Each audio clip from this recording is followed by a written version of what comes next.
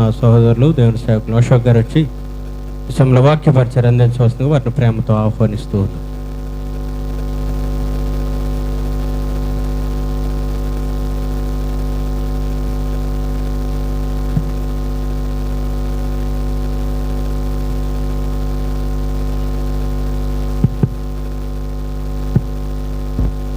అవకాశం ఇచ్చిన దేవుని సేవకులు, follow Christ fellowship director John David అన్నకు, సహోదరులు రాజేష్ అన్నకు, చేరువచ్చిన మీ అందరికీ ప్రభు అయిన యేసుక్రీస్తు నామములో నా హృదయపూర్వకమైన వందనాలు తెలియపరుస్తున్నాను. చిన్న ప్రార్థన చేసి మనం వాక్య భాగంలోకి వెళ్దాం. పరిశుద్ధుడ, ప్రేమ నమ్మకం కలిగిన మా ప్రియ పరలోకపు తండ్రి, ఈ రాత్రికాల సమయం నందు ప్రభు ఆయా సంఘాల నుంచి, ఆయా ప్రాంతాల నుంచి ప్రభు ఈ సన్నిధిలో ప్రభు ఫాలో క్రైస్ట్ ఫెలోషిప్గా ఆయన మేమందరం చేరి రావడానికి చూపిన కృపను బట్టి నీకు వందనాలు. మా జీవితాల్లో ప్రభు అనేక సంగతులు తండ్రి మీరు మాకు వినిపిస్తూ వస్తున్నారు. అనేక విషయాలు ప్రభు నేర్చుకొని మా జీవితాలను, మా సంఘాలను ప్రభు కట్టుకునడానికి మీరు ఎంతగానో కృపను చూపిస్తున్నారు. దాన్ని బట్టి మీకు వందనాలు దేవా. ఈ దినాన్న కూడా మీరు మాతో మాట్లాడండి.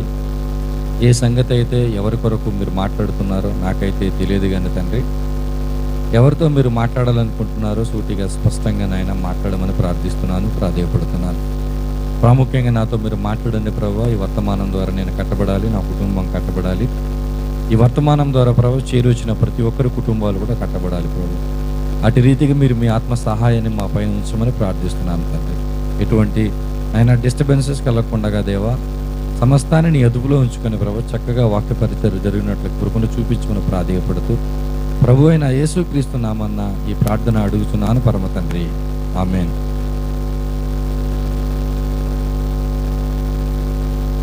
దేవుని వాక్యం చదువుతున్నప్పుడు, దేవునితో సహవాసాన్ని చేస్తున్నప్పుడు దేవుడు మనకు ఆయా సందర్భాలలో ఏ రీతిగా ఉపయోగపడుతున్నాడో అన్న సంగతి మనకు స్పష్టంగా అర్థమవుతూ ఉంటుంది. మన కష్టాల్లో ఉన్నప్పుడే కాదు దేవుడు, మన ప్రతి అడుగులో కూడా దేవుడు మనతో తోడుగా ఉండాలి. ఒకవేళ దేవుడు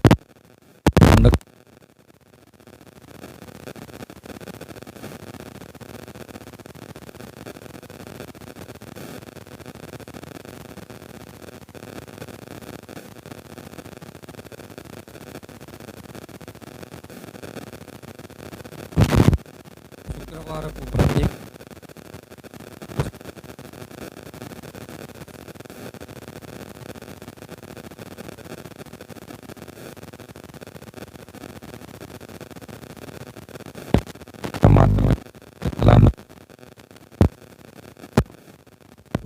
కూడికల్లో చాలామంది అవుతారు, కొంతమంది సభలలో ఆ రీతిగా చాలామంది అవుతుంటారు.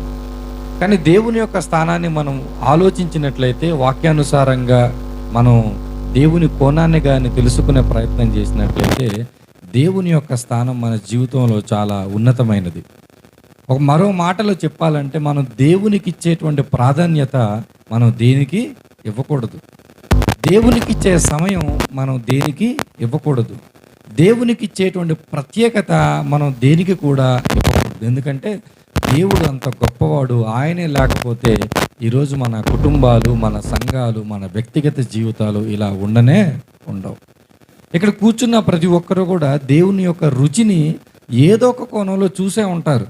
చాలామంది బయట నుంచి చూసినప్పుడు మీ జీవితంలో ఇది జరగదు, లేకపోతే మీకు జరగటం అసంభవం అన్న పరిస్థితులలో కూడా ఊహించని రీతిలో దేవుడు అద్భుతాలు ఎన్నో చేస్తానే ఉంటాడు.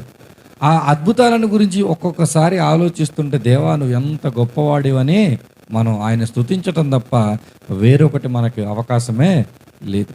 దేవుని గురించినటువంటి అనుభవాలు లోతులోనికి మనం వెళుతుంటే మనం ఎవ్వరి మాట వినలేం. దేవుని మాట తప్ప మనకి ఎవ్వరి మాట కూడా గొప్పగా అనిపించదు. నా వ్యక్తిగత జీవితంలోనే, నా కుటుంబ పరిస్థితులలో, నా పేదరికపు పరిస్థితులలో, నా ఆర్థికంగా నేను స్థిరంగా లేని పరిస్థితులలో నుంచి నేటి వరకు కూడా ఏ రోజు కూడా నేను ఎవరి దగ్గరికి చేతులు చాపే స్థితిని దేవుడు నాకు తీసుకొని రాలేదు. ఆ విషయాన్ని గురించి నేను ఆలోచించినప్పుడు, ప్రభువా నువ్వు ఎంత గొప్పవాడివి, నా తల్లిదండ్రుల సంపాదన ఈ రకంగా ఉంటే నేను ఎలా చదవగలుగుతున్నాను, నా పరిస్థితులు నేను ఎలా ఉంటే నేను ఎలా బయట ఉండగలుగుతున్నాను, చాలామంది తల్లిదండ్రులు ఇదిగో ఎంప్లాయీస్ అయినా గెజిటెడ్ ఆఫీసర్స్ అయినా ఈరోజు వారి పిల్లల యొక్క పరిస్థితులు ఎలా ఉన్నాయి, మరి మా తల్లిదండ్రులు ఆ స్థితిలో లేకపోయినా నా జీవితం ఎందుకు ప్రభా ఇలా ఉంది అని అంటే దానికి చెప్పే సమాధానం దేవుని దగ్గర నుంచి ఏంటో తెలుసా? నేను నిన్ను ప్రేమిస్తున్నాను, నేను నిన్ను ప్రేమిస్తున్నాను కాబట్టి లోటు లేకుండా నేను నిన్ను పెంచుతున్నాను. దేవుడు ఎంత గొప్పవాడు అని అంటే మన పెంపకం ఆయన చేతిలో ఉంది. మరో మాటలు చెప్పాలంటే మన కుటుంబం దేవుని చేతిలో ఉంది. యావత్తు మన కుటుంబం ఆయన చేతిలో ఉంది అనే మాట అసలు ఆలోచించడానికి ఎంత అందంగా ఉందంటే, నా కుటుంబం దేవుని చేతిలో ఉండటం ఏంటి? ఉదాహరణకు కనిపిస్తే మీ పాప ఎలా ఉందని అడగొచ్చు, లేదా మీ భార్య ఎలా ఉందని అడగచ్చు, లేదా మీ తల్లిదండ్రులు ఎలా ఉన్నారని అడగొచ్చు. అది కనిపిస్తేనే. కానీ దేవుడు నిరంతరం నా కుటుంబం పైన ఫోకస్ పెట్టాడంట. నా తల్లిదండ్రులు చూస్తున్నాడంట, నా భార్యను చూస్తున్నాడంట, నా పిల్లలను చూస్తున్నాడంట, నా బంధుమిత్రులను చూస్తున్నాడంట. దేవుని యొక్క కనుదృష్టి నా కుటుంబం పైన ఉందంట. అసలు దాన్ని ఊహిస్తుంటేనే ప్రభా నేను ఎంత ధన్యుడను, నాకు ఇంత ధన్యత, ఇంత ఆధిక్యత ఎందుకు ఇచ్చావు ప్రభా అని అడిగితే దేవుని దగ్గర నా గురించి చెప్పుకోవడానికి ఎటువంటి అర్హతలు కూడా నాకు ఉండకపోవచ్చు, నీకు ఉండకపోవచ్చు. కానీ దేవునికి మనకు మధ్య ఉన్న సంబంధంలో ఒకే ఒక అర్హత ఏంటంటే మనము ఆయన కుమారులము, కుమార్తెలము, ఆయన మనకు తండ్రి.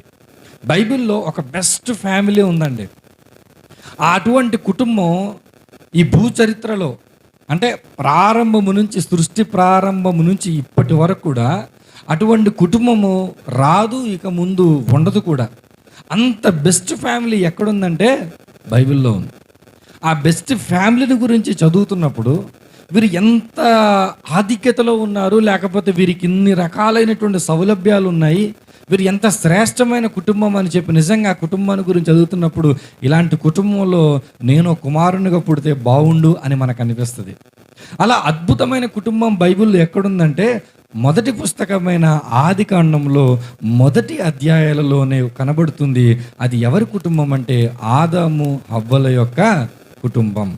వారిని ఎందుకు నేను బెస్ట్ ఫ్యామిలీ అని నేను అన్నాను అని అంటే, వారిని ఎందుకు మంచి కుటుంబం, అలాంటి కుటుంబంలో నేను ఒక కుమారుడుగా జన్మించి ఉంటే ఎంత బాగుండు అని భావించానంటే, ఆ కుటుంబంలో మొట్టమొదటి స్థానం ఎవరికి ఉందంటే దేవునికే ఉంది. ఆ కుటుంబంతో ఉన్నటువంటి సంబంధం ఎవరితో ఉందంటే దేవునితో ఉంది.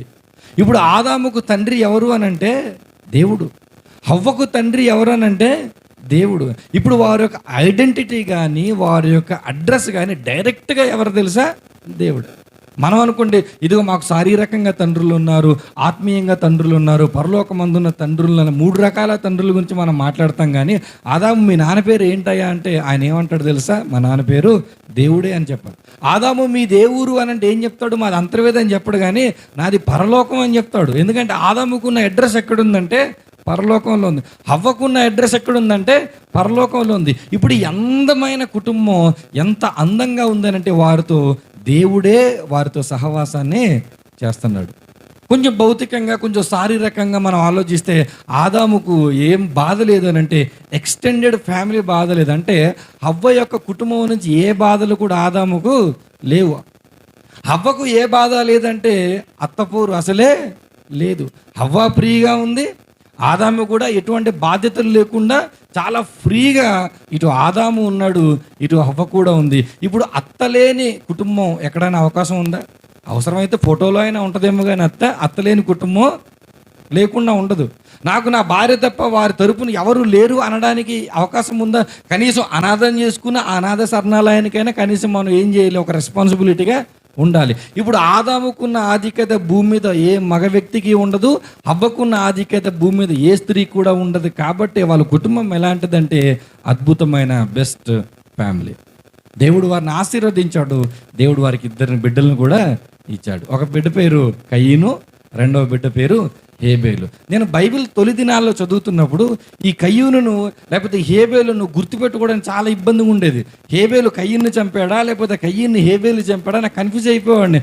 ఎవరు చెప్పినట్టు హేబేలు వెళ్ళి కయ్యూన్ని చంపాడని చెప్పి ఒకచోట చెప్తే, కయ్యూని వెళ్ళి హేబేలు చంపాడని ఒకచోట చెప్పి, ఎలా రా బాబు అని చెప్పి ఆలోచిస్తున్నప్పుడు నాకు ఒక థాట్ వచ్చింది. కయ్యూని ఎలా గుర్తుపెట్టుకున్నానంటే, కయ్యూను అంటే వెరీ కన్నింగ్ ఫెలో. కయ్యూనుకి ఏముంది తెలుసా? ఆయన చాలా కన్నింగ్గా ఆలోచించేవాడంట. ఇప్పుడు ఎప్పుడైతే కయ్యూను కన్నింగ్ అన్నాను అనుకుంటే ఆటోమేటిక్ హేబేలు అని ఎలా ఉంటాడు? బాలుడు. హేబేలు ఎలా ఉంటాడు తెలుసా? చాలా మంచి బాలుడు. ఇప్పుడు కయ్యూను మొదటి కుమారుడు, హేబేలు రెండవ కుమారుడు. ఇప్పుడు మీరు ఊహించండి, ఇద్దరు అందమైన జంట, వారికి దేవునితో సంబంధం, వారికి మరలా ఇద్దరు చక్కటి శ్రేష్టమైన కుమారులు వచ్చారు. ఇంతవరకు కుటుంబం చాలా బాగానే ఉంది.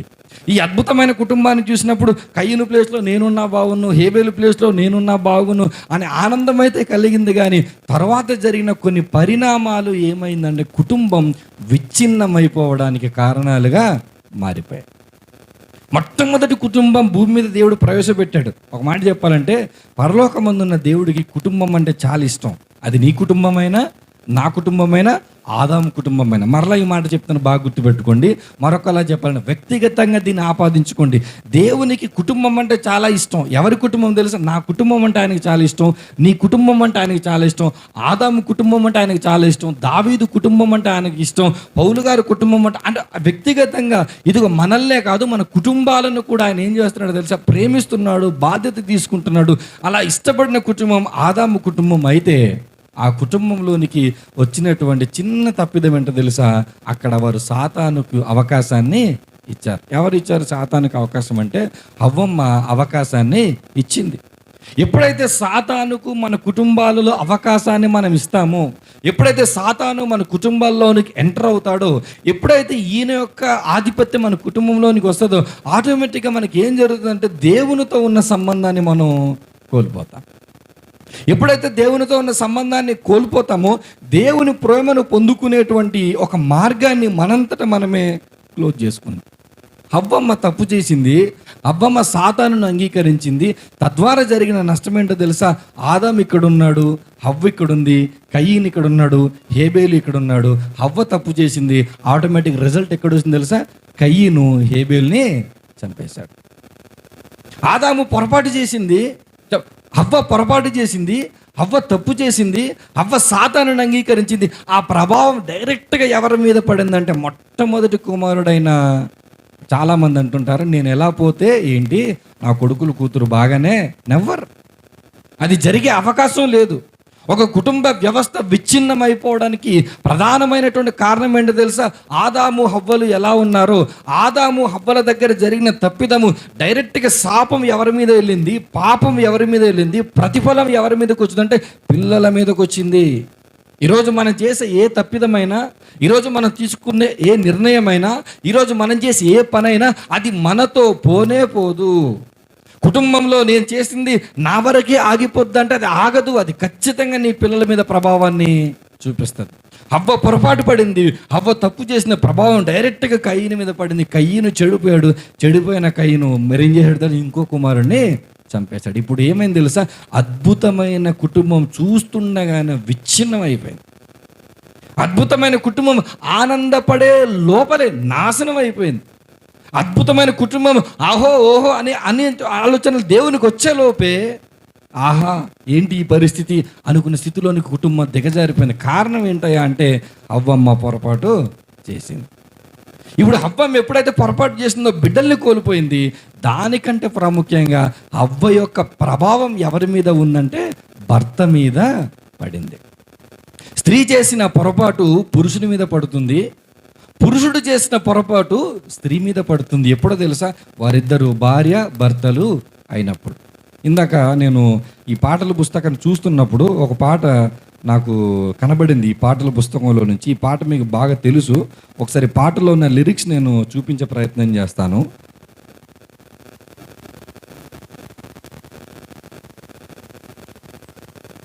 పెట్టాల్సిన దాని చోటు ఇంకో చోట పెట్టినట్టు. వివాహాన్ని గురించినటువంటి పాట, 33వ పాట. దేహములో సగభాగముగా నారిగా సహకారిగా స్త్రీని ఏం చేశాడంట? దేవుడు నిర్మించాడంట. ఒంటరిగా ఉండరాదని, జంటగా ఉండ మేలని, శిరస్సుగా నిలవాలని పురుషుని నియమించినాడు. ఈ రెండు చరణాలలో రెండు మాటలు చాలా సూటిగా, ఈ రచయిత ఎవరో నాకు తెలియదు కానీ చాలా బాగా రాశాడు. ఏం తెలుసా? ఎముకలలో ఒక ఎముక, దేహములో సగభాగముగా స్త్రీ ఉండాలి.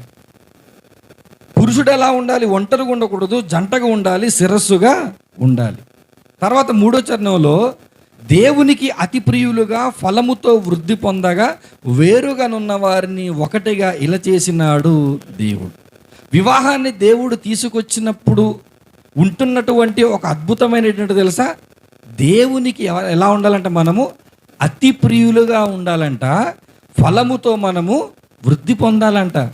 అంటే వివాహం చేసుకున్నటువంటి భార్యాభర్తల యొక్క స్థితిగతులు ఎలా ఉండాలంటే, మేము పెళ్లి చేసుకున్నాం, లేదా నేను అనుకున్న అమ్మాయిని చేసుకున్నాను, అనుకున్న అబ్బాయిని చేసుకున్నాను, ఆ దిక్కుమాలిన ఆలోచనల కోసం కాదు పెళ్ళి. నువ్వు పెళ్లి చేసుకున్న తర్వాత, ఒక కుటుంబాన్ని నువ్వు ఏర్పాటు చేసుకున్న తర్వాత, ఆ కుటుంబ వ్యవస్థలో నీకు ఉండాల్సింది ఏంటో తెలుసా? మేమిద్దరము ఎవరికి ప్రియులుగా ఉండాలి? దేవునికి అతి ప్రియులుగా ఉండాలి. ఎందుకు ఈ వచనాలు నేను చూపించానంటే, ఆదాము హవ్వల దగ్గర నాశనమైంది ఏంటో తెలుసా? ఇదే. భర్తగా ఉండవలసినటువంటి ఆదాము, భార్యగా ఉండవలసినటువంటి హవ్వ, ఎవరికి వారు దేవుని చిత్తాన్ని నెరవేర్చాలి అన్న సంకల్పాన్ని గ్రహించలేకపోయారు. కాబట్టి సాతాను ఎప్పుడైతే వచ్చి ఒక మాట చెప్పిన తర్వాత, మాటకి కుటుంబాన్ని వాళ్ళు ఏం చేసుకున్నారు? నాశనము చేసుకున్నారు. ఇలాలో దేవుడికి అద్భుతమైన ప్రతిఫలాలు ఇవ్వాల్సినటువంటి ఆ కుటుంబం పాడైంది. దారుణం ఏంటంటే, కుటుంబ వ్యవస్థ ఆ రోజు విచ్ఛిన్నమైపోయింది. నేటి వరకు కూడా కుటుంబ వ్యవస్థ ఎలా ఉందో తెలుసా? విచ్ఛిన్నమైపోతూనే ఉంది. కుటుంబాలను దేవుడు చూస్తున్నప్పుడు ఏ ఒక్క కుటుంబం కూడా నాకు ఇష్టమైన కుటుంబం అని దేవుడు చెప్పలేని స్థితిలోనికి వెళ్ళిపోతున్నాడు. మనల్ని మనం మన గుండెల మీద చేతులు వేసుకొని చెప్దాం, నిజంగా మన కుటుంబాన్ని చూసినప్పుడు దేవుడు, ఎస్, దేవుడు నేను కోరుకున్న కుటుంబం ఇదే అని అనగలుగుతాడు అసలు? నీ భార్యను చూసినప్పుడు నీకు అనిపిస్తుందా? నీ భర్తను చూసినప్పుడు నీకు అనిపిస్తుందా? మీ పిల్లల్ని చూసినప్పుడు మీకు అనిపిస్తుందా? తల్లిదండ్రులను చూసినప్పుడు పిల్లలకు అనిపిస్తుందా? అసలు ఈ నలుగురిని చూసినప్పుడు, ఈ వ్యవస్థను చూసినప్పుడు, అసలు నా కుటుంబం పైన దేవుని యొక్క ప్రేమ ఉంది అన్నప్పుడు ఎంత ఆనందపడ్డానో, ఇప్పుడు నా కుటుంబం పైన దేవుని యొక్క చూపు ఉంది, నా కుటుంబం పైన దేవుడు చూసినప్పుడు నా కుటుంబం ఆయనకి ఇష్టపడేదిగా ఉంది అనే స్థితిగతుల్లో ఈరోజు మన కుటుంబాలు ఉన్నాయా అంటే లేవు. అందుకే దేవుడు మరలా ఏం చేశాడు తెలుసా? కుటుంబ వ్యవస్థను మార్చుకుంటూ సంఘ వ్యవస్థను తీసుకొచ్చాడు. కనీసం నువ్వు సంఘంలోనికి వచ్చిన తర్వాతనైనా, సంఘంలోనికి వచ్చిన తర్వాత ఆ రూపం చూడండి, ఆ పోలిక చూడండి. యేసుక్రీస్తు ప్రభుల వారిని ఎలా పోల్చుతున్నాడు ఆయన? ఒక వరుడుగా పోలిస్తే, సంఘాన్ని ఎలా పోలుస్తున్నాడు ఆయన? ఒక వధువుగా పోలిస్తే. ఎందుకు అలా పోల్చాడు ఆయన?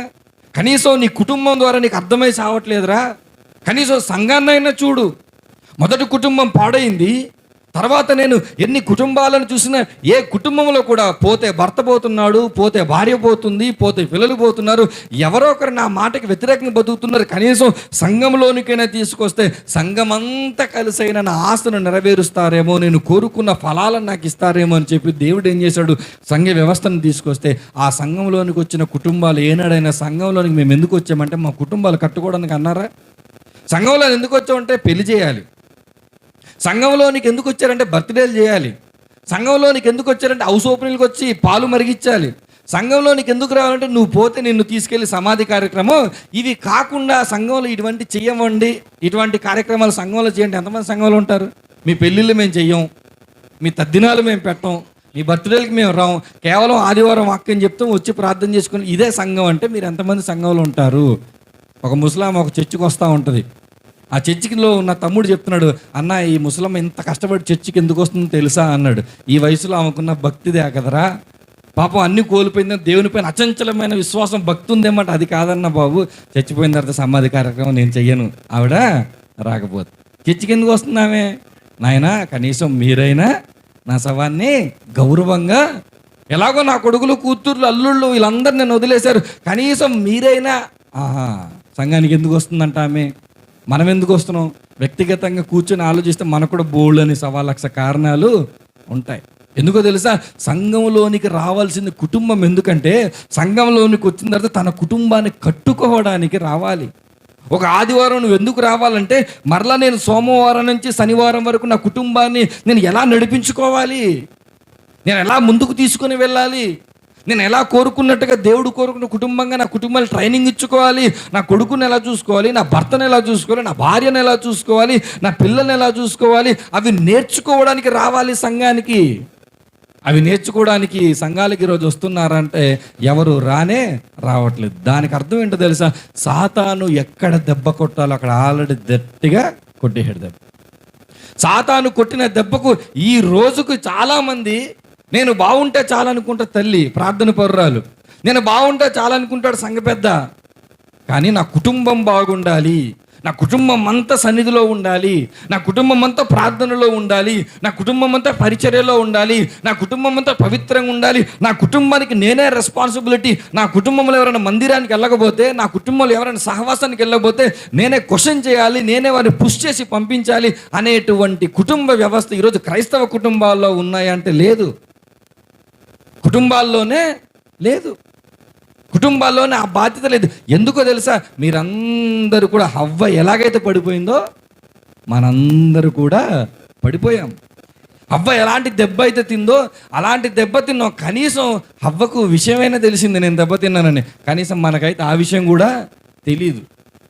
కనీసం అవ్వ గుర్తించిందేమో కానీ మనకు ఆ విషయం కూడా గుర్తింపు లేదు. అందుకే మన కుటుంబాలు అలానే దేవునికి వ్యతిరేకంగా ఉన్నాయి. అందుకే దేవుని వాక్యంలో ఒక మంచి మాట రాయబడింది. ఏంటో తెలుసా మాట? వేషధారులారా. ఏ మాట తెలుసా అది? అంటే నటన. నువ్వు యథార్థంగా నేను వెధవనని చూపించుకోలేవు, యథార్థంగా నేను పనికి మాలిన దానిని చూపించుకోలేవు. నీలో కపటమైన వేషం ఉంది. కపటమైన వేషంతో మనుషులను నువ్వు మోసం చేయట్లేదు. ఎవరిని మోసం చేస్తున్నావు? సరాసరి దేవుడి దగ్గరికి వచ్చి దేవుడినే మోసం చేస్తావు. సరాసరి దేవుణ్ణే మోసం చేస్తున్నావు. కాబట్టి దేవుడు పదే పదే పదే తన వాక్యం ద్వారా నీతో మాట్లాడుతున్నాడు. కాబట్టి ఈరోజు జాగ్రత్త ఆలోచించండి. పతనమైన విచ్ఛిన్నమైన ఆ కుటుంబాన్ని మనం తిరిగి కట్టుకోవాలంటే వాక్యం మనకు అనేకమైనటువంటి సలహాలు, వాక్యం మనకు అనేకమైనటువంటి మార్గదర్శకాలు చూపిస్తూ ఉంది. ఈరోజు కొన్ని విషయాలు చాలా ప్రాథమికమైన విషయాలను మాత్రమే నేను ఈరోజు చూపించే ప్రయత్నం చేస్తాను. రానున్న రోజుల్లో లోతైన సంగతులు కుటుంబాన్ని గురించి మాట్లాడే ప్రయత్నం చేస్తాను. అయితే ఈరోజు కొన్ని ప్రాముఖ్యమైన సంగతులు చూద్దాం. మొట్టమొదటగా ఈ విచ్ఛిన్నమైన కుటుంబ వ్యవస్థ తిరిగి కట్టబడాలి అని అంటే మొట్టమొదటగా మన కుటుంబాలలో మనలో ప్రాముఖ్యంగా భర్త భార్య దగ్గర ఉండాల్సినటువంటిది ఏంటో తెలుసా? కామన్ అండర్స్టాండింగ్ ఉండాలి. ఓ మాటలు చెప్పాలంటే ఏకాభిప్రాయం ఉండాలి. ఎవరెవరికి మధ్య ఏకాభిప్రాయం తెలుసా? భార్యాభర్తలకి ఇద్దరికి మధ్య ఏకాభిప్రాయం ఉండాలి. భార్యాభర్తలు కూర్చొని ఒక చోట ఆలోచించగలిగేటువంటి ఆ పరిస్థితులు ఎక్కడ ఉండాలి తెలుసా? కుటుంబంలో ఉండాలి. ఆదాము హవ్వల దగ్గర జీవితంలో వారు పతనం అయిపోవడానికి కారణం ఏంటో తెలుసా? ఆదాముకు దేవుడు చెప్పాడు. ఆదాముకు దేవుడు చెప్పిన తర్వాత ఆదాం ఎవరికి చెప్పాడు? హవ్వకు చెప్పాడు. హవ్వకు చెప్పిన తర్వాత ఇప్పుడు హవ్వ ఏం చేయాలి? ఇదిగో నువ్వు ఏదైనా చెప్తున్నావు, ఓకే నువ్వు చెప్పింది మంచిదే, కానీ ఒకసారి నా యజమాని ఉన్నాడు, ఆయన ఒక మాట అడుగుతానని చెప్పి తిరిగి వచ్చిందా? వచ్చి ఒక కామన్ అండర్స్టాండింగ్, ఇదిగో దేవుడు నీకు చెప్పాడు కదా, నీకు చెప్పాడు కాబట్టి నేను కూడా విన్నాను కాబట్టి మనం ఇద్దరం కలిసి దేవుడు చెప్పింది చేయాలని అనుకోలేదు. ఆదాముకు దేవుడు చెప్పాడు కదా, నాకు చెప్పలేదు అనుకుందేమో. ఇదిగో డైరెక్ట్గా సాతాను నాకు చెప్తున్నాడు కదా, నాకు డైరెక్ట్ కాంటాక్ట్ సాతానికి వచ్చాడు కదా అని చెప్పి సాతానికి రెస్పాండ్ అయింది తప్ప భర్తకు రెస్పాండ్ అవ్వాలి. ఈరోజు కుటుంబ వ్యవస్థ తిరిగి కట్టబడాలి అని అంటే చాలా కఠినమైన మాట చెప్తున్నాను. భార్య భర్తల మధ్య ఐక్యత రావాలి. ఒక విషయం చెప్తాను, సినిమాలు ఎందుకు బాగా హిట్ అవుతాయి తెలుసా? ఎలాంటి సినిమాలు హిట్ అవుతాయి? ఒకప్పుడు వెంకటేష్ తీసిన సినిమాలు, సూర్యవంశం లేకపోతే మోహన్ బాబు కొన్ని సినిమాలు ఉండే. అలాంటి సినిమాలు ఎందుకు హిట్ అవుతాయి? ఇప్పటికి ఎందుకు చూస్తారు? సెంటిమెంటల్ ఎమోషన్ దేని చుట్టూ తిరుగుతుంది? ఫ్యామిలీ చుట్టూ తిరుగుతుంది. అందుకే వాళ్ళు చెప్పడం కూడా ఇది ఫ్యామిలీ ఎంటర్టైన్మెంట్. మీరు కుటుంబం అంతా రావచ్చు అంటే ఒక్కడిని పిలిస్తే 5గురిని తీసుకెళ్ళిపోతాడు కుటుంబం. ఇది ఫ్యామిలీ ఎంటర్టైన్మెంట్. మీరు ఫ్యామిలీ అంతా వచ్చి చూసే సినిమా. అంతకంటే బాగా సినిమాల కంటే ఏది బాగా పాపులర్ అయింది? సీరియల్ బాగా పాపులర్ అయింది. సీరియల్ ఎందుకు బాగా పాపులర్? దాని వెనకాల మెకానిజం ఆలోచిస్తే, దాని వెనకాల రైటర్స్ యొక్క ఆలోచన ఆలోచిస్తే సీరియల్ అంతా ఎక్కడ తిరుగుతుంది? ఫ్యామిలీ చుట్టే తిరుగుతుంది. అంటార్టికా నుంచి అరేబియా సముద్రం గురించి, పసిఫిక్ సముద్రం గురించి నీకేం చెప్తే అర్థమవుతుందా? అత్త గురించి, కోడల గురించి, మామ గురించి, వంకాయ గురించి, బెండకాయ గురించి చెప్తే నీకెందుకు అర్థమవుదు? ఇంట్లో ఉండే వస్తువులే, వాళ్ళు తీసిన షెడ్యూల్ అంతా ఎక్కడ ఉంటుంది? గృహాల్లోనే బాగా కనెక్ట్ అవుతావు నువ్వు. ఫ్యామిలీకి కనెక్ట్ అయ్యే సినిమాలు హిట్ అయ్యాయి, ఫ్యామిలీకి కనెక్ట్ అయ్యే సీరియళ్ళు హిట్ అయ్యాయి. ఈ మధ్యకాలంలో మొబైల్ ఫోన్ వచ్చిన తర్వాత షార్ట్ ఫిలిమ్స్, వెబ్ సిరీస్ ఇవన్నీ వస్తూ ఉంటాయి. అవి ఎవరి చుట్టూ తిరుగుతూ ఉంటాయి? అవి కూడా ఫ్యామిలీ చుట్టే తిరుగుతుంటాయి. అవి కూడా ప్రేమల చుట్టే తిరుగుతుంటాయి. అవి కూడా భార్య భర్తల చుట్టే తిరుగుతుంటాయి. అలాంటివే హిట్ అవుతాయి. అలాంటివి ఎందుకు హిట్ అవుతున్నాయంటే మనందరూ వాటికి ఏమవుతాం? కనెక్ట్ అవుతాం. బైబిల్లో కూడా దేవుడు చెప్పినటువంటి మాట ఏంటంటే, ఇప్పుడు జరిగినటువంటి ప్రపంచంలో జరుగుతున్న ఈ పరిస్థితులను చూస్తే వాళ్ళందరూ క్యాష్ చేసుకుంటున్నారు ఎమోషన్స్ని. వాళ్ళందరూ మన ఎమోషన్ని క్యాష్ చేసుకొని వాళ్ళు రిచ్ అవుతున్నారు. కానీ ఇదిగో దేవుని దగ్గరకు వచ్చి ప్రభువా ఒక భర్తగా నేను ఎలా ఉండాలి, ఒక భార్యగా నేను ఎలా ఉండాలి, నన్ను నేర్పించు ప్రభు అని అడిగిన పరిస్థితి ఉందా? నా భర్తతో నేను ఎలా ఉండాలి, నా భర్త నాతో ఎలా ఉండాలి, నా భార్యతో నేను ఎలా ఉండాలి, నా భార్య నాతో ఎలా ఉండాలని అడిగే పరిస్థితి ఉండడం లేదు. అందుకే దేవుడు అన్నాడు, ఇదిగో ఎంత జరుగుతున్న తతంగంలో ఒక మాట చెప్తాను మీకు, నీ భర్తతో ఏముండదు తెలుసా? కామన్ అండర్స్టాండింగ్, ఏకాభిప్రాయం నీ భర్తతో ఉండాలి. అలా అనగానే ఇప్పటికీ నా భర్తతో నాకు ఏకాభిప్రాయం ఉందనే వాళ్ళు ఎవరైనా ఉన్నారా? నా భార్యతో నాకు ఏకాభిప్రాయం ఉందనే వాళ్ళు ఎవరైనా ఉన్నారా? 100 కుటుంబాలు తీసుకుంటే ఎక్కడో పొరపాటున కుటుంబానికి అది ఉంటుంది. పొరపాటున అది కూడా బహుశా భర్తకో భార్యకో ఏదో అవగాహన లేక సమాజం మీద నీ మాట నేను వింటాను, నా మాటను, మిగతా అంతా నీ మాట నీదే, నా మాట నాదే, నీ మాట నీదే, నా మాట నాదే. ఇది ఎవడి బుద్ధి? ఆదాము కుటుంబం బుద్ధిది. ఆదాము నీ మాట దేవుడు నీకు చెప్పాడు, సాతాను నాకు చెప్పాడు. సాతాను చెప్పింది నేను చేస్తాను, దేవుడు చెప్పింది నువ్వు చేయని ఇద్దరు చెరో దిక్కు వెళ్ళిపోయారు. అలా చెరో దిక్కు ఇప్పటికీ వెళ్తూనే ఉన్నారు. ఇప్పుడు చెప్పండి, ఆ పాట కలిపిన దానికి, తాళి కట్టిన దానికి, ఖర్చు పెట్టిన దానికి ఏమని ఉపయోగం ఉంది? ఇద్దరు కొట్టుకునే వాళ్ళని చేసేదే పెళ్ళి. ఇద్దరు కొట్టుకోండిరా, అఫీషియల్గా కొట్టుకోండి, యాక్సెప్టెడ్గా కొట్టుకోండి అని చెప్పి కుటుంబాలు కొట్టుకొని తగలరా అని చేసే ఒక యుద్ధమే పెళ్ళి అయిపోయింది ఈరోజు. కేవలం దానికి ఉన్నటువంటి ఒకే ఒక్క ప్రాబ్లం ఏంటంటే ఏకాభిప్రాయం లేకపోవటం. బైబిల్లో కొంతమందిని చూపిస్తానండి, వాళ్ళ గురించి ఎందుకు దేవుడు రాయించాడంటే వాళ్ళ జీవితాల్లో నేను చెబుతున్న విషయాలను మొట్టమొదటి ఏకాభిప్రాయం, కామన్ అండర్స్టాండింగ్ దేని విషయాల్లో ఉండాలి తెలుసా? భార్య భర్తలకు మధ్య ఆధ్యాత్మిక ఆశయాల కోసం మనకు ఏముండాలి తెలుసా? ఏకాభిప్రాయం ఉండాలి. మన జీవితాల్లో, విశ్వాసపు జీవితాల్లో మనకు కొన్ని ఆత్మీయమైనటువంటి ఆశయాలు ఉండాలి. దేవా, నీ పరిచర్యలో నాకంటూ గుర్తింపు ఉండాలి, నీ సేవలో నాకంటూ ఒక పాత్ర ఉండాలి, నా కుటుంబాన్ని గుర్తుపెట్టుకో అని చెప్పి మనం కొన్ని విలువలను కలిగి ఉండాలి, కొన్ని ఆశయాలు కలిగి ఉండాలి ఆత్మీయ జీవితంలో. అవి ఎలా ఉండాలంటే తరతరాలకు ఒక గుర్తుగా మిగిలిపోవాలి. తరతరాలు మన కుటుంబాన్ని గుర్తించినప్పుడు వారు ఆధ్యాత్మికంగా కొన్ని ఆశయాలు పెట్టుకున్నారు, కొన్ని గోల్స్ పెట్టుకున్నారు, దానికోసమే బతికారు, సాధించి చచ్చిపోయారు అనాలి. మనకు ఎటువంటి గోల్స్ ఉంటే ఒక 3,000 రూపాయలు పెట్టి ఒక ఫ్యాన్ కొన్నామంటే నింపేస్తాం మొత్తం. మన వెనక వంశపారంపర్యం అంతా ఫ్యాన్ దగ్గరే ఉంటుంది. అలాంటి గోల్స్ కాదు మనకు ఉండాల్సింది. మనకు ఎలాంటి గోల్స్ ఉండాలంటే దేవుడు చూసి ముచ్చటపడాలి, దేవుడు ఆనందపడాలి. అలాంటి ఆధ్యాత్మిక ఆశయాలు పెట్టుకున్న కుటుంబాన్ని మనం చూద్దాం. రాజుల రెండవ గ్రంథం 4వ అధ్యాయం. రాజుల 2వ గ్రంథం 4వ అధ్యాయం 9వ వచనాన్ని చూడండి. కాగా ఆమె తన పెనిమిటిని చూచి, మన యొద్దకు వచ్చుచు పోవుచున్నవాడు భక్తిగల దైవజనుడని నేను ఎరుగుదును, కావున మనము అతనికి గోడ మీద ఒక చిన్న గది కట్టించి అందులో అతని కొరకు మంచము, బల్ల, పీఠ, దీపస్తంభము నుంచుదుము. అతడు మన యొద్దకు వచ్చినప్పుడల్లా అందులో బస చేయవచ్చునని చెప్పాను. ఎవరెవరు చెప్తున్నారు? ఒక సూనేమిరాయలు, ఒక స్త్రీ తన భర్తతో ఏమని చెప్తుంది? అయ్యా, నాకు ఒక ఆలోచన వచ్చింది. నాకేమొచ్చింది? ఒక ఆలోచన వచ్చింది. మన ఇంటి దగ్గర దేవుని సేవకుడు వస్తున్నాడు కదా, ఈ దేవుని సేవకుడికి ఒక గృహం కట్టించాలి, ఈ దేవుని సేవకుడు నివసించడానికి వసతిని ఏర్పాటు చేయాలి, నాకు ఒక ఆలోచన వచ్చిందని చెప్పిందామే?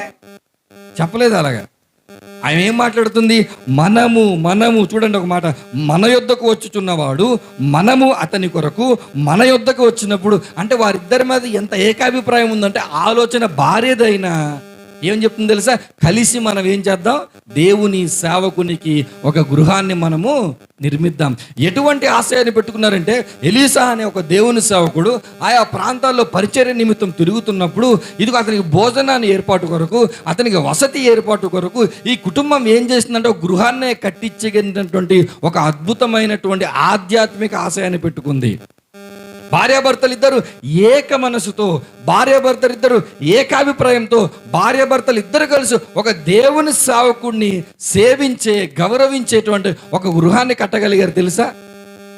ఇప్పుడు మీరు చెప్పండి, మీ జీవితాల్లో మీ భర్తతో కలిసి, మీ జీవితాల్లో మీ భార్యతో కలిసి మీరు ఎటువంటి ఆధ్యాత్మిక ఆశయాలను కలిగి ఇప్పటికే నెరవేర్చారు? ఏం నెరవేర్చారు? నీ కానుక నీదంటాడు, నా కానుక ఇది నా ప్రేరేపణ అంటే. నేను ప్రత్యేకంగా స్త్రీలు కొంచెం కానుకలు తెచ్చిస్తుంటారు. ఇది ఎవరి ప్రేరేపణ అంట? అది ఆమె ప్రేరేపణ. మరి ఈయన ప్రేరేపణ ఏంటి? ఈయన ప్రేరేపణ వేరే చోట ఉంటుంది. ఆ ప్రేరేపణకి మళ్ళీ మనం ఎక్స్ప్లెయిన్ చేయలేము. ఇప్పుడు ఎవరి ప్రేరేపణలు వాళ్ళైపోయాయి. నువ్వు ఏ పనైనా దేవుని కొరకు చేస్తున్నప్పుడు ఒక భార్యగా నువ్వేం చేయాలి తెలుసా? తన పెరిమిటి దగ్గరికి వెళ్ళి, అయ్యా ఈ పని చేద్దాం అనుకుంటున్నాం, ఈ పని మనం కలిసి చేస్తే ఎంత బాగుంటుంది. వారిని ఏకాభిప్రాయంలోనికి తీసుకొచ్చే బాధ్యత నీది. నీ భర్త నువ్వు లోపరుచుకోలేనప్పుడు, నీ భార్య నువ్వు లోపరుచుకోలేనప్పుడు ఇంకేం చేయాలి? ఎవరేం చేస్తారు? ఎవరు కూడా ఏమీ చేయలేరు. ఆ బాధ్యత నీదే. తన పెనిమిటికి ఎలాంటి గౌరవాన్ని ఇచ్చిందనంటే, నేను చేసేసాను అనే పేరు తెచ్చుకోలేదు, కానీ అయ్యా మనం కలిసి మనం గృహాన్ని నిర్మిద్దాం. ఇప్పుడు దేవుడు ఆశీర్వదించినప్పుడు బిడ్డను వాళ్ళు పొందుకున్నారు. ఇప్పుడు ఇద్దరికి ఆనందమా, ఒకరికి ఆనందమా? వారిద్దరికి కూడా ఆనందం. అంటే ఆధ్యాత్మికంగా వాళ్ళు పెట్టుకున్న ఆశయం మీరు చూడండి. ఆధ్యాత్మికంగా ఏదో ఒకటి సాధించాలి, ఏదో ఒకటి చేయాలని తపన కుటుంబానికి ఉంది. ఈరోజు ఎన్ని కుటుంబాలకు ఉన్నాయి అలాగా? ఏదో ఒకటి చేయాలి, ఏదో ఒకటి దేవుని సువార్త నిమిత్తము, దేవుని సేవకుల నిమిత్తము, దేవుని సేవ నిమిత్తము, రక్షింపబడిన ఆత్మల నిమిత్తం, రక్షణ పొందని వారి నిమిత్తం నా కుటుంబం తరపున దేవుడు గుర్తించే అంతగా. దేవుడు ఎంతలా గుర్తించాడంటే, కట్టించింది చిన్న గది అంట. నాకు రాయబడింది. ఏం గదంట? చిన్న గది. మీ అంత బిల్డింగ్ కూడా ఉండదేమో ఆమె కట్టించింది. మీ బాత్రూమ్ సైజ్ అయినా ఉంటుందో ఉండదో నాకు తెలియదేమో. కట్టించింది చాలా చిన్న గది, కానీ 66 పుస్తకాలలో రికార్డు చేయబడింది. 66 పుస్తకాలలో దేవుడు రాసి మానవ కోటికి అందించాడంటే, ఆ చిన్న గది మీద దేవుని యొక్క మనసు ఎంత ఆనందపడి రికార్డు చేసుకున్నాడు. దేవుడు శూన్యమీరాలు చేసినటువంటి ఒక పని తన భర్తతో కలిసి చేసినటువంటి పనికి రాయించాడు. రాయించిన తర్వాత ఈరోజు మన ముందు ఛాలెంజ్ విసురుతా ఉన్నాడు. మా కుటుంబం ఏకాభిప్రాయముతో దేవుని సేవ కొరకు కొన్ని ఆశయాలను పెట్టుకోవాలి. అయ్యా మనకు 100 ఉంటాయి, కానీ మనం దేవుని సేవను కలిసి ఈ పని చేద్దామా? కలిసి మనం 100 రూపాయలే ఇద్దాము, కలిసి మనం చిన్న పనే చేద్దాము, కలిసి పని ఊడుద్దాము, కలిసి మనం చైర్స్ అనేది ఇద్దాము, కానీ సంఘంలో మన ఇద్దరు కలిసే జత పనిగా కలిసి మనం చేద్దాం. కొత్తలో తప్ప భార్య భర్తలు ఇద్దరు కలిసి వస్తారు చర్చి. ఏదో పెళ్ళైన కొత్తలో తప్పదు కాబట్టి, రావాలి కాబట్టి, ఆ తర్వాత కలిసి వస్తారా? అవకాశం ఉన్నా రాదు. కానీ దేవుని సన్నిధిలో నువ్వు ఎలా ఉండాలని నీ ఐక్యతను చూపించాలి. ఈ శూన్యమీరాలు ఎలాగైతే చూపించిందో చొరవ మీరైనా తీసుకోవాలి. ఎవరు సరైన చొరవ తీసుకుని ఏకాభిప్రాయంలోనికి దేవుని సేవ నిమిత్తం మనము రావాలి. అపోస్తల కార్యములు 18వ అధ్యాయం 1వ వచనంలో మరొక కుటుంబం మనకు కనబడుతుంది. ఈ కుటుంబం ఇంకా విశిష్టమైనది. ఈ కుటుంబం చాలా వెరైటీగా అనిపించింది నాకైతే. 18వ అధ్యాయము 1వ వచనం. అటు తరువాత పౌలు ఏథెన్స్ నుండి బయలుదేరి కొరింథునకు వచ్చి, పొంతు వంశీయుడైన అకుల అనే యూదుని, అతని భార్య అయిన ప్రిస్కిల్లాను కనుగొని. ఆ మాట మీరు అండర్లైన్ చేసుకోవాలి. ఇక్కడ ఏం జరిగింది తెలుసా? మొదటి సందర్భంలో శూనేమీరాయల దగ్గరికి సేవకుడు వెళ్ళాడా? శూనేమీరాయలు సేవకుడి దగ్గరికి వెళ్ళిందా? ఆమెనే సేవకుడి దగ్గరికి వెళ్ళింది, ఆమెనే బలవంతం చేసింది, ఆమెనే గృహం కట్టించింది. ఈరి జీవితంలో పరిస్థితి ఎలా ఉందంటే, ఇప్పుడు పౌలు గారు వెతుక్కున్నాడంట. ఎక్కడున్నారు అకుల్లా, ప్రిసిల్లా? అంతమంది లేరా? ఆ పట్టణంలో ఎంతమంది ఉన్నారు? కొరింథు పట్టణంలో కొన్ని వేల మంది ఉన్నారు. కొరింథు పట్టణానికి 2 పత్రికలు రాసే అంత పెద్ద సమూహం అది. పరిచర్యలో ఎంతో ప్రాముఖ్యమైన భాగాన్ని కలిగి ఉన్నటువంటి సమూహం అది. ఆ కొరింథు పట్టణంలో అకుల్లా ప్రిస్కిల్లాను ఎందుకు కనుక్కొని వెళ్ళాడు? తెలుసు. అకుల్లా ప్రిసిల్లా కుటుంబాన్ని గురించి ఎవరు విన్నారు తెలుసా? పౌలు గారు విన్నారు. వాళ్ళు ఏం చేసినా కలిసే చేస్తారు. కలిసి చేసే వారి మధ్యకే వెళ్తాడు సేవకుడు. ఎవరితో పడితే వాళ్ళతో ఏది పడితే చేసే వాళ్ళతో వెళ్ళకూడదు సేవకుడు. ఈ సేవకుడు వీరు జతపరచబడ్డారంటే, భార్య భర్తలకు జతపరచబడ్డారన్న సంఘంలో వీరు జతపరచబడ్డానికి చాలా మంచి పాత్రను వీళ్ళు పోషించగలరు. భార్య భర్తల మధ్య అన్యోన్య సంబంధం ఉందంటే సంఘంలో వీరు ఆ సంబంధాన్ని చూపించగలరని గుర్తించినటువంటి పౌలు ఏం చేశాడంటే, కుటుంబాన్ని కట్టుకున్న వాళ్ళతో కలిసి నేను సంఘాన్ని కట్టాలి. మొదట వాళ్ళు కుటుంబాన్ని కట్టుకోవాలి, కట్టుకున్న వారితో కలిసి నేను ఏం కట్టాలి? సంఘాన్ని కనుగొని అంటే వెతుకుతూ వెళ్ళాడంట ఆయన. ఉదాహరణకి దేవుని సేవకుడైనా ఇక్కడ మీటింగ్ వచ్చి ఫలానా వారి ఇంట్లో నాకు వెళ్ళాలని ఉందని పేరు చెప్పాడు అనుకోండి, ఇంకా ఆగుతాము మనం. మీటింగ్లో కూడా ఉన్నాం, ఇంటికి వచ్చి అన్నీ రెడీ చేసేస్తాం ఆయన కోసం. ఎందుకు? సేవకుడు పనిగట్టుకొని నా ఇంటికి, ఇప్పుడు అకుల్లా ప్రిసిల్లా ఇంటికి పనిగట్టుకొని ఎందుకు వెళ్ళాడు తెలుసా? మీరు పెట్టే ఫల పదార్థాల కోసం కాదు, మీరు ఇచ్చే ప్యాకేజీల కోసం కాదు. ఎందుకు వెళ్ళాడంటే వారి కుటుంబం చాలా బాగుంది. వారిద్దరు కలిసి ఏం చేస్తారు తెలుసా? అకుల్లా ప్రిస్కిల్లా ఏం చేశారు చూడండి. ఇదే 18వ అధ్యాయంలో 26వ వచనం చూడండి. 26వ వచనం. ప్రిస్కిల్లా అకుల్లాయు విని అతని చేర్చుకుని దేవుని మార్గము మరి పూర్తిగా అతనికి విశదపరిచి. ఒక వ్యక్తి గురించి ఇక్కడ రాయబడింది. అపోల్లో అనే వ్యక్తి, ఆయన సామాన్యమైన వ్యక్తి కాదు. వాక్యం పైన పట్టున్నటువంటి పండితుడు ఆయన. వాక్యం పైన అవగాహన ఉన్నటువంటి ఒక పండితుడైన ఆయన సగమే చెప్తున్నాడంట, కొంతే చెప్తున్నాడంట. కొంత భాగం వీళ్ళు పూర్తిగా తెలిసేసరికి అకుల్లా ప్రిసిల్లా అంది అకులతో, అయ్యా నువ్వు వెళ్ళవయ్యా, నువ్వు మాట్లాడు అబ్బాయి కదా అనలేదు. ఇద్దరు వెళ్ళిపోయారంటే, ఇద్దరు వెళ్ళిపోయి కూర్చోబెట్టి, అయ్యా నీకు తెలిసింది కొంత సమాచారమే, మరో కొంత సమాచారం మీకు చెప్తామని చెప్పి అకుల్లా ప్రిసిల్లా ఇద్దరు కలిసి దేవుని వాక్యాన్ని ఎవరికి బోధించారు తెలుసా? అపోల్లోకు బోధించారు. వారు కలిసి ఎలాంటి పనులు చేస్తున్నారు అంటే దేవుని వాక్యంతో కలిసి వెళ్తున్నారు. ఎందుకు తెలుసా? వారిద్దరి మధ్య ఐక్యత ఉంది. ఐక్యతలో ఒకటి ఉంది వాళ్ళకి, మనం ఏదైనా దేవుని కొరకు కలిసి మనం సాధిద్దాం. దేవుడు గుర్తుంచుకోవాలి, సంఘం గుర్తుంచుకోవాలి, క్రైస్తవ సమాజం గుర్తుంచుకోవాలి. భార్యాభర్తలు ఇద్దరు కలిసి చేసిన ఈ చిన్న పని, చిన్న గది అని చెప్పి ఇదో దేవుడు గుర్తుంచుకునేలాగా, ఇదో సేవకుడి దగ్గరికి వెళ్ళి ఇదిగో వాక్యం తెలియని వాళ్ళకి వాక్యం చెప్పే విధంగా ఇదో గుర్తుంచుకోవాలని వీరు కూడా అకుల్లా ప్రిసిల్లా చేశారు. ఇంకా వీరి యొక్క భక్తి ఏ స్థాయికి వెళ్ళిపోయిందంటే, రోమిలకు రాసినటువంటి పత్రిక కలిసి వీళ్ళు చచ్చిపోవాలనుకున్నారండి. ఒక రోజు ఆత్మహత్య చేసుకోవాలనుకున్నారు ఇద్దరు కలిసి. ఎందుకో తెలుసా? అప్పుల బాధలు ఎక్కాయో, అత్తపోరు ఎక్కాయో, మామపోరు ఎక్కాయో కాదు, ఇద్దరు కూడా చచ్చిపోవాలనుకున్నారంట. ఎందుకు చచ్చిపోవాలనుకున్నారయ్యా అని అడిగితే ఆయన రాస్తా ఉన్నాడు పౌలు గారు, రోమాపత్రిక 16వ అధ్యాయం, రోమాపత్రిక 16వ అధ్యాయం 3వ వచనం. క్రీస్తు యేసునందు నా జత పనివారైన ప్రిసిల్లాకును అకుల్లాకును నా వందనములు చెప్పుడి, వారు నా ప్రాణము కొరకు తమ ప్రాణములను ఇచ్చుటకైనను. చచ్చిపోదాం అనుకున్నారంటే ఇద్దరు కలిసి, అయ్యా మనం చచ్చిపోదాం, ఎవరి కోసం? నీ కోసం, నేను కాదు, నా కోసం నువ్వు కాదు, నువ్వు లేకపోతే నేను చచ్చిపోతాను, నేను లేకపోతే నువ్వు చచ్చిపో, ఇట్లాంటి వాటి కోసం కాదు, ఎవరికో ఇద్దరం కలిసి ఒక ప్రాణాన్ని మనం కాపాడాలి. ఎవరిదా ప్రాణం? పౌలు గారు. వాళ్ళకి తెలుసు పౌలు గారిని మనం బతికిస్తే ప్రపంచానికి సువార్త వెళుతుంది. పౌలు గారిని మనం బతికించుకోవాలి. అది ఏ సమస్య అనేది మనకు తెలియదు, కానీ పౌలు గారి ప్రాణాలకి వీళ్ళిద్దరి ప్రాణాలు అడ్డం పెట్టారంట. పౌలు గారిని బ్రతికించుకోవడానికి వీరిద్దరు ఒకే నిర్ణయానికి వచ్చారు. ఏమి తెలుసా? చచ్చిపోదామయ్యా, అవసరమైతే పౌలు గారి కోసం మనం. ఆ మాట పౌలు గారు రాస్తున్నప్పుడు ఎలా ఉంటుంది చెప్పండి? పట్టెడు అన్నం పెడితేనే మర్చిపోలేం మిమ్మల్ని, ఇంత టీ పెడితేనే మర్చిపోలేం మిమ్మల్ని. అలాంటిది నా ప్రాణం కొరకు వాళ్ళు ప్రాణం ఇస్తున్నారంటే, పౌలు గారు చూడండి వారితో కలిసి సహవాసం చేసినందుకు వారి భార్య భర్తల విషయం ఎంత ఆనందపడి ఉంటాడండి. ఎవరి కోసం ప్రాణాలు ఇవ్వగలరు? ప్రభు తప్ప. ఈ లోకంలో బైబిల్ గ్రంథంలో మనుషుల కొరకు మనుషులు ప్రాణాలు ఇచ్చిన సందర్భాలు చాలా అరుదుగా కనబడతాయి. మనుషులందరి కొరకు ప్రభు ప్రాణం ఇచ్చినట్టు కనబడతాయి. అరుదైన సందర్భాలలో ఈ భార్యాభర్తలు అరుదైన వారు. వీరు అవసరమైతే ప్రాణాల కోసం మనం ఏం చేద్దాం?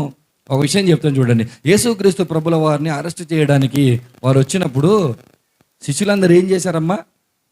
ఏం చేశారు శిష్యులందరూ? ప్రభుతో ఉన్నవారే కదా, ప్రభు దగ్గర ట్రైనింగ్ తీసుకున్న వాళ్ళే కదా, ప్రభువుకి మాటిచ్చి వచ్చిన వాళ్ళే కదా, వాళ్ళే పారిపోయారు. కానీ అకుల్లా ప్రిసిల్లా చూడండి, అవసరమైతే ఇదిగో సేవకుడి కోసం మేము ప్రాణాలైనా పోగొట్టుకోవడానికి ఏమాత్రమే వెనుకడిగి ఏమని చెప్పి ప్రాణం. ఈ రెండు కుటుంబాల నుంచి ఏం నేర్చుకోవాలి మనం తెలుసా? మనం దైవిక సంబంధమైన విషయాలకి భార్యాభర్తలు కలవాలి. మీరు కలిస్తేనే జరుగుతుంది. మీరు కలవకుండా జరిగేటువంటి పరిచర్య ఏమాత్రం ప్రయోజనకరమైనది కాదు. ఎన్ని విషయాలైనా మీరు విడిపోయి ఉండండి. ఇప్పటికీ నేను చెప్తా ఉన్నాను, ఎన్ని విషయాల్లో అయినా భార్యాభర్తలుగా మీ మధ్య ఎన్ని సంబంధాలు విడిపోయి ఉండనివ్వండి. అవసరమైతే విడాకులు తప్ప, విడాకులు అవకాశం వస్తే ఇస్తాను, అందాక కలిసి ఉందాం అనుకునే వాళ్ళైనా మీరు ఉండండి. కానీ ఈరోజు మీరు ఏం చేయాలి తెలుసా? మీ భర్తతో కూర్చొని మీకు ఒక తలంపు, సూనేమీరాలకి ఏ తలంపు వచ్చిందో ఒక తలంపును, ఆధ్యాత్మిక తలంపును పెట్టుకొని మీ భర్తను వెళ్ళి, అయ్యా ఈ పని చేద్దాం అనుకుంటున్నాను, మనం కలిసి చేస్తే ఎలా ఉంటుంది? ఏంటమ్మా ఇన్ని రోజులు నీది అన్నావు కదా, వెరైటీగా మనది అన్నావంటే మార్పు అలా రావాలి. ఏకాభిప్రాయం మీకు రాకపోతే చెప్తున్నాను, దేవుడు కోరుకున్న కుటుంబంలో మీ కుటుంబం ఉండదు, నా కుటుంబం ఉండనే. ఏకాభిప్రాయం రావాలి, సూనేమీరాలా మారాలి, ప్రిసిల్లా వల్ల మనం మారాలి. మన భర్తలతో కలుసుకొని ఇది ఆ దైవిక సంబంధం విషయంలో ఏదో ఒకటి, కనీసం మీ సంఘమైన, కనీసం మీ ప్రాంతమైన గుర్తించుకునేలాగా, దానికంటే ప్రాముఖ్యంగా దేవుడు గుర్తించుకునేలాగా ఏదో ఒకటి చేయాలన్న తలంపును మీరు కలిగి ఉంటే మీ కుటుంబం నెమ్మదిగా దేవుడు కోరుకున్నట్టుగా కట్టబడుతుంది. కట్టబడటానికి సందేశాన్ని వాక్యంలో నుంచి నేను మీకు చూపించాను. కట్టుకుంటారో పడగొట్టుకుంటారో అది మీ ఇష్టం. మరొక సంగతి నేను చూపిస్తాను. భార్యాభర్తల మధ్య ఏకాభిప్రాయం ఉండాలి, కామన్ అండర్స్టాండింగ్ ఉండాలి. దేని విషయాలు తెలుసా? కుటుంబం విషయంలో ఇద్దరి మధ్య ఏముండాలి తెలుసా? ఏకాభిప్రాయం ఉండాలి. అసలు ఇది లేనే లేదు. ఇది చెప్పాలంటే రూతు గురించి ఎంతమందికి తెలుసండి ఇక్కడ? ఎంతమంది తెలుసు రూతు గురించి? ఒకవేళ నేను క్విజ్ పెట్టాను అనుకోండి, గోల్డ్ మెడల్స్ వచ్చేస్తాయి మీకు రూతు గురించి. ఎంతమందికి తెలుసు అంటే అందరికీ తెలుసు. క్రైస్తవ సమాజము రూతు గురించి ధ్యానాలు చేస్తున్నప్పటి నుంచి, రూతు తల్లిగారి గురించి అర్థం చేసుకున్న రోజు నుంచి నేటి వరకు కూడా రూతును గురించి తెలుసుకున్న వారే ఉన్నారు, కానీ రూతు వలె బతుకుతున్న వాళ్ళు మాత్రం లేరని చాలా ధైర్యంగా చెప్తున్నారు. ఇదొకటి క్రైస్తవులకు మనకు బాగా అలవాటు. ఏదైనా లేదు, అబ్బే లేదు. రూతు వలె బతకాలన్న ఒక ఛాలెంజ్. బైబిల్ 66 పుస్తకాలలో ఏదేదో చేయాల్సిన అవసరం లేదు, నేను రూతు వలె బతికితే చాలు అని అనుకున్నారు ఎప్పుడైనా? రూతు నాకు మాదిరండి, రూతుని నేను మాదిరిగా పెట్టుకొని బతుకుతున్నానండి అనుకునే పరిస్థితి ఉందా? ఒకసారి చూద్దాం. రూతు కుటుంబంలో జరిగిన సంగతి చూడాలి మనం. రూతు గ్రంథం 1వ అధ్యాయం 17వ వచనం ఒకసారి చూద్దాం. రూతు గ్రంథం 1వ అధ్యాయం 17వ వచనం. నీవు మృతి పొందు చోటును నేను మృతి పొందేదను, అక్కడనే పాతి పెట్టబడదను. మరణము తప్ప మరి ఏదైనాను నిన్ను నన్ను ప్రత్యేకించిన ఎడల యెహోవా నాకు ఎంత కీడునా చెయ్యును గాక అనేను. ఏమంటుంది తెలుసా? అత్తగారితో మాట్లాడుతుంది. అత్తగారితో మాట్లాడతారు మీరు అత్తలు దాసరా? ఈమె అత్తగారితో మాట్లాడుతుంది. అత్త, నీవు నేను విడిపోయే పరిస్థితే వస్తే, నీవు నేను చచ్చిపోయే పరిస్థితి వస్తే నీ సమాధి పక్కనే నా సమాధి ఉండాలి. మనం అత్తగారు కూర్చుంటే కోడలు కూర్చోదు. అత్తగారు ఉంటే హాల్లోనికి, కోడలేమో బెడ్రూమ్లో, అత్తగారు కిచెన్లో ఉంటే ఈమె వరండాలో. రూతు గారు ఏంటి, అమ్మా ఇదిగో నేను చచ్చిపోయినా సరే నా సమాధి ఎక్కడ ఉండాలంటే నీ సమాధి పక్కనే ఉండాలి. ఇదిగో నువ్వు చచ్చిపోతే నేను కూడా చచ్చిపోవాలి. చావు తప్ప నిన్ను నన్ను ఏది కూడా. ఎటువంటి కామన్ అండర్స్టాండింగ్, ఎటువంటి ఏకాభిప్రాయం మనకు ఉండాలంటే నీ భర్త యొక్క కుటుంబం నీ కుటుంబం. భర్తకి ఏముండాలంటే నీ భార్య యొక్క కుటుంబం నీ యొక్క కుటుంబం. నా ఫ్రెండ్ ఒకడు ఆర్మీలో పనిచేస్తాడు, 2 అక్కలు అతనికి. వాడు సంపాదించేది ఇంత, అక్కలికి పెట్టేది ఇంత. పెట్టకపోతే బావులు ఊరుకుంటారా? ఊరుకోరండి. ఇది ఎక్కడ కర్మరా బాబు, నీకు వచ్చే జీతం ఎంత? ఏదైనా కొన్నాడంటే, ఉదాహరణ ఒక ఏసీ కొనుక్కున్నాడంటే, వాడు ఏసీ కొన్నాడు అనుకోండి, ఇప్పుడు 2 ఏసీలు 3 కొనాలి మొత్తం. ఎందుకంటే మొదట అక్క ఏసీ వెళ్ళాలి, రెండో అక్కకి ఏసీ వెళ్ళాలి, అప్పుడు మనోడికి. వీడు స్థలం కొన్నాడు అనుకోండి, ఆమెకో స్థలం కొనాలి, ఈమెకో స్థలం కొనాలి, అప్పుడు కొనాలి. వీడికి వచ్చే జీతానికి వీడు ఒక కుటుంబాన్ని నడిపిస్తున్నాడు, 3 కుటుంబాలు నడిపిస్తున్నాడు. నాకైతే అర్థం కాలేదు. అంటే ఇప్పుడు పరిస్థితులు ఎలా ఉన్నాయి అని అంటే, పరిస్థితులు ఏ రకంగా ముందుకెళ్ళిపోతున్నాయంటే, ఇది ఒకరిది ఒకరం అనే కుటుంబంలో ఆర్థిక సంబంధాలు మాత్రమే చూస్తాం మనం. అత్తగారి నుంచి నాకేం వస్తుంది, లేకపోతే మా అత్తగారి నుంచి నీకేం వస్తుంది. ఒకరు ఏది రాలేదనుకో, ఇంకేమో నీకు అత్త కాదు, మామ కాదు, అమ్మమ్మ కాదు, తాతమ్మ. ఆర్థిక సంబంధాలు మాత్రమే చూస్తూ ఉన్నాం. కానీ బైబిల్లో రూతు గారు చూపిస్తూ ఉన్నారు, భర్తను కోల్పోయినా, ప్రాంతాన్ని కోల్పోయినా, ఏమీ కోల్పోయినా వారి కుటుంబం ఎలాంటి కుటుంబం అంటే, అమ్మ ఇదిగో బతికున్నంత సేపు నేను నీతో ఉంటాను, నువ్వు నాతో ఉండాలి. ఇక్కడ ఉన్న తల్లులతో చెప్తా ఉన్నాను, తండ్రులతో చెప్తా ఉన్నాను, మీ కుటుంబము అని అంటే మీది మాత్రమే కాదు. ఇదిగో భర్త అయితే తన భార్య యొక్క కుటుంబం తనదిగా భావించాలి, భార్య అయితే తన భర్త యొక్క కుటుంబం తనదిగా భావించాలి. ఒకవేళ భావించకపోతే దేవుడు రాయించిన శాపాలు మీరు చూడండి. సామెతల గ్రంథం 28వ అధ్యాయము, సామెతల గ్రంథం 28వ అధ్యాయము 24వ వచనాన్ని చూడండి. తన తల్లిదండ్రుల సొమ్ము దోచుకొని అది ద్రోహము కాదనుకున్నవాడు నశింపజేయువానికి జతగాడు. వాడిని ఏమంటాడో తెలుసా దేవుడు? నాశన పుత్రుడు. ఎవరి సొమ్ము దోచుకున్నాడంట? తల్లిదండ్రుల సొమ్ము దోచుకున్నాడు. నీ భర్త నీకు భర్తలా ఉన్నాడంటే, నీ భర్తను పెంచడానికి నీ తల్లిదండ్రులు ఎంత కష్టపడ్డాడు తెలుసా? నీ భార్య నీకు భార్యలా ఉందంటే, నీ భార్యను పెంచడానికి స్థితిని తీసుకొచ్చి నీ వివాహం చేయడానికి వెనక వారి తల్లిదండ్రులు ఎంత కష్టం ఉందో తెలుసా? వారి సొమ్ము దోచుకొని, వీరి సొమ్ము దోచుకొని, అదనపుగా కట్నం తీసుకొని, అదనపుగా ఎదురు కట్నాలు తీసుకొని, ఇన్ని చేసి నాకేం తెలీదు, ఆమె ఎలా చెప్తే వాళ్ళు సావని, వీళ్ళు ఎలా చెప్తే వీళ్ళు సావనంటే దేవుడు నీకు పెట్టే పేరెంట్ తెలుసా? ఏరా నాశన పుత్రుడు అంటాడు. నశింపజేయవానికి నువ్వు జతగాడు. దేన్ని నశింపజేస్తున్నావు తెలుసా? నువ్వు కుటుంబ వ్యవస్థను నువ్వు నాశనం చేస్తున్నావు. ప్రభా నేను ఏం పాపం చేయలేదు ప్రభా, పాట పాడాను, వాక్యం చెప్పాను, కానుకిచ్చాను, పరిచర్యకి తిరిగాను, పల్లె పల్లెకి సహకరించాను, అది చేసిన ఇది చేసినట్టు అన్నీ బాగానే చేసావురా, అయినా నీకు పరలోకం ఇవ్వను. ఎందుకు ప్రభా ఇంత చేసిన తర్వాత ఎందుకు ఇవ్వో, నాకు తప్ప ఇంకెవరికి వస్తుందని చెప్పాను నేను అందరికి, ఇంత చేసిన ఎందుకు ఇవ్వో ప్రభా అంట. నువ్వు కుటుంబాన్ని పాడు చేసి వచ్చావురా పైగా. అదేంటి ప్రభా నా భార్య నేను బాగానే ఉన్నాం కదా, నా పిల్లలు నేను బాగానే ఉన్నాం కదా అంటే, మరి నీ భార్య కుటుంబాన్ని నువ్వేం చేసావు, నీ భర్త కుటుంబాన్ని నువ్వేం చేసావు, అత్తమామలతో వైరం నీకెందుకు? అటువాళ్ళైనా ఇటువాళ్ళైనా ఒకటి గుర్తుపెట్టుకోండి, దేవుని వాక్యం స్పష్టంగా చెప్తుంది, కుటుంబాన్ని పాడు చేసేటువంటి పాత్రలు మీరు తీసుకోకండి. కుటుంబాన్ని పాడు చేసే పాత్ర మీరు తీసుకుంటే దేవుడు మీకు పేరు పెడతాడు, నాశన పుత్రుడిని పేరు పెడతాడు. ఆ పేరుకు తగినట్టుగా శిక్ష నీకు ఇస్తాడు. ఎందుకో తెలుసా? కుటుంబాన్ని నువ్వు పాడు చేస్తే బాధపడేది మీ అత్తో మీ మామో, బాధపడేది నీ భర్తో నీ భార్యగా దేవుడు బాధపడతాడు. ఎందుకంటే ఆదాము నుంచి ఇదే తంతు జరుగుతుంది. ఏ కుటుంబమైనా ఏకత్రాటిపైకి వస్తుందా అంటే కుటుంబం ఏకత్రాటిపైకి రావట్లేదు. అయితే ఈరోజు దేవుడు నీతో నాతో స్పష్టంగా మాట్లాడుతున్నాడు. నీవు నేను ఏకాభిప్రాయం దేని విషయంలో కలిగి ఉండాలి తెలుసా? నా తల్లిదండ్రులు నువ్వు బాగా చూసుకో, నీ తల్లిదండ్రులు నేను బాగా చూసుకో. మా బావగారు ఒకసారి ఒక మాట అన్నారు, అరే మీ అక్క నిజంగా మా అమ్మ నాన్న బాగా చూస్తే దానికి ప్రతిఫలంగా నేనేం చేస్తాను తెలుసా, మీ అక్కని ఇంకా నేను బాగా చూసుకుంటాను. ఎందుకు మా అక్కని బాగా చూసుకోవట్లేదంటే మా అక్క వాళ్ళ యొక్క అమ్మా నాన్నని బాగా చూసుకోవట్లేదు. ఎప్పుడైతే చూసుకుంటుందో అప్పుడు ఏం చేస్తాను నేను సీక్రెట్ చెప్పాడు. అరే బాబు చాలా బాగుంది సీక్రెట్.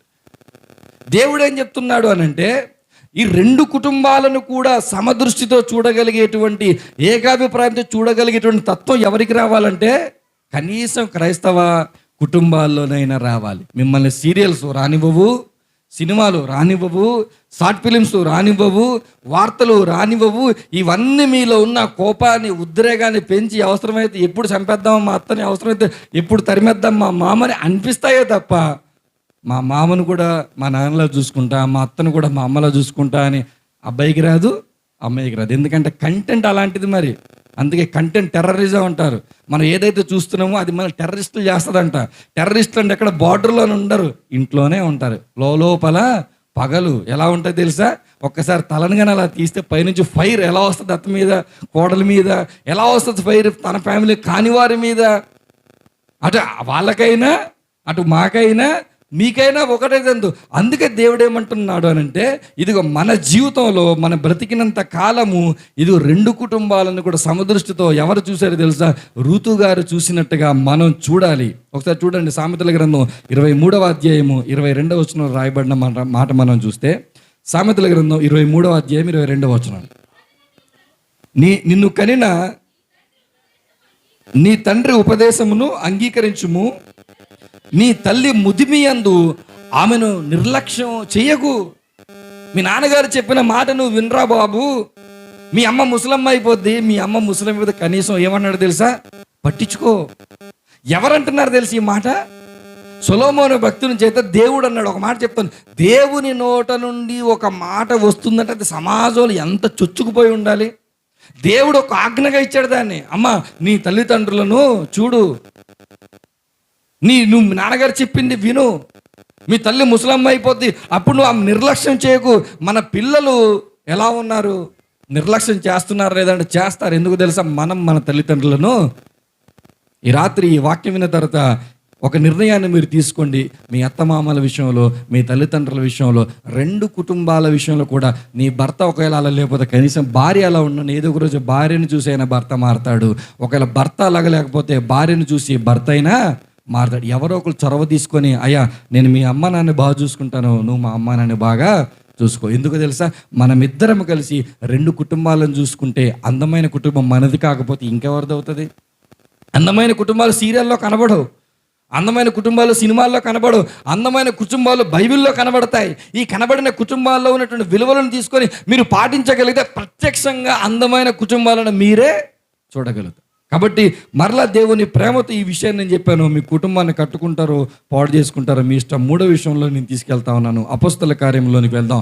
అపొస్తల కార్యం ఏ విషయంలో మన ఏకాభిప్రాయం కలిగి ఉండాలంటే, భార్య భర్తలు ఇద్దరు కుటుంబ వ్యవస్థలో కుటుంబాన్ని మనం కట్టుకోవాలంటే మనం ఒక విషయంలో మన ఏకాభిప్రాయం కలిగి ఉండాలి. ఏమిటి అని అంటే, డబ్బుల విషయంలో మనం ఏముండాలి తెలుసా?